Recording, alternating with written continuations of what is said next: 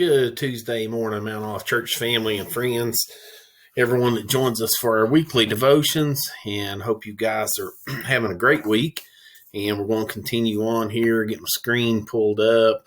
Going to continue on here as the pastor has been preaching on the secrets of success, and Sunday's message. Wow, that was just so powerful, and talking about Joseph coming out of the prison and the points he made on that with perseverance is kind of the one that I want to touch on a little bit today. And I really want to bring up the part called on the patience.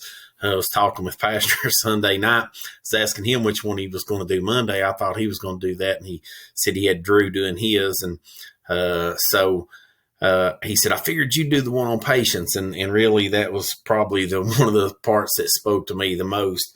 And I'll get into that just a little bit here in just a second. But you can see I've got on the screen Isaiah 40:31, and the pastor talked about this Sunday. They that wait upon the Lord shall renew their strength. Love that verse, love that scripture. I want to bring up two scriptures here that was in the message Sunday.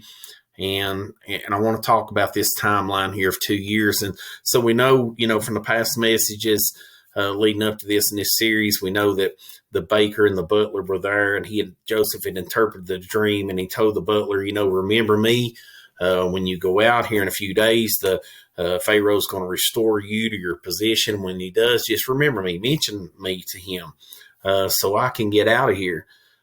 Genesis 40:23, the very last scripture in that, it says, yet did not, I put no, didn't I? Yet did not the chief butler remember Joseph, but he forgot him. It says he forgot all about him. And then the very next scripture, he goes to the next chapter, Genesis 41, and it says, and it came to pass at the end of, and I've got it highlighted here, 2 full years that Pharaoh dreamed.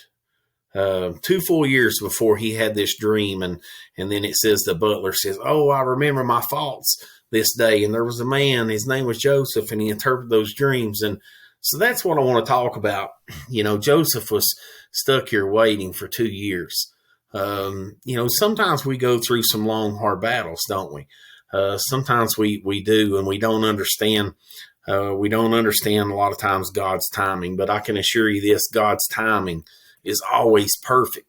It's always perfect. And I'll share a little bit of the story. And if you were there Sunday or you listened to the message, TJ spoke just a quick little point there about something that I've shared with others of when we were in Memphis many, many years ago with Lauren.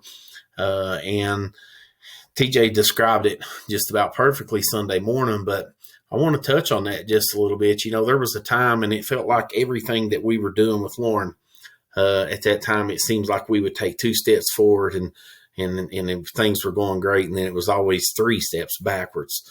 It seems like it was always, just a battle. It seemed like it was an uphill battle. Every time we would think we were getting some good news, we were making some progress, something else always come up. But God's timing was always perfect, and his hand was always in every situation. And that the little story that he spoke about Sunday morning was actually a situation. We were at St. Jude in Memphis, and we were at the Ronald McDonald House at that time. We were staying there, and there was a lady outside, and I'll never forget this night as long as I live, that we were out there, and some of the parents would sit around outside at night, and we would just talk, and we would talk about the things that we were going through, kind of leaning on each other. And this lady, her child was really doing good and was actually going home that week. And we just found out some news that day that we were going to be staying a while longer and doing some different things. But she was, she began to look up in the sky outside, and she began to look up in the Memphis sky, and she began to curse at God and some of the things that she was saying. And I just got up and left, and Chas and Lauren were already in the room asleep. And I was really upset, and I come through the door, and I was just, I don't know if you've ever had one of these moments, but this was mine. I was just letting God have it.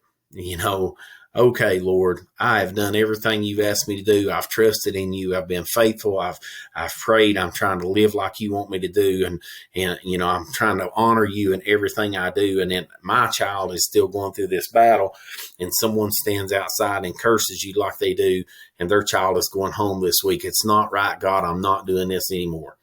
And up the stairs I went, and I go into our room, and I get up there that night, and Chasten Lawrence is done asleep, and I begin to just say, God, I'm done. I'm done. I'm not doing this anymore. I've tried. I know some of you are probably listening to this right now and said, I can't believe you're a preacher and you've done that. Yeah, I did. I said, I'm done. And I went just about as far as I could go. But it's in those moments that I'm thankful that God understands. It's in those moments I'm thankful He knows my feelings. He knew exactly what Jody was going through. And at that very moment, He spoke to me just like that. And He said, she does not have the peace that you have. Talking about the parent. I mean, it was plain as day when God spoke that to me. And it was almost like He continued to speak, and He said, you've trusted me this far. Why are you stopping now? And of course, then, I heeded to God, and I was brokenhearted on how upset I was. And anyway, I'll share more of that story some other time. I don't want to get these devotions too long. But 2 points I want to quit here with. Be faithful. Don't give up even when times are hard. Don't give up when times are hard. No matter what you're going through, I promise you there's probably somebody else going through something worse, and maybe have been going through it longer than you have. God's not left you. He's not moved. He's still there. And learn to wait upon the Lord. Patience is a hard thing sometimes, but learn to wait upon the Lord. The Lord has helped me with that so much in my life. I am still not a patient person very much. I am 100 times better than I ever was. But learn to wait upon the Lord. If you do, He'll renew your strength. I love you guys. I hope this works with you some way today. I hope it speaks to your heart. And my message to you, be faithful. Be faithful. Don't give up even when times are hard. God will show His favor on you. Love you guys. You pray for me, and I'll pray for you.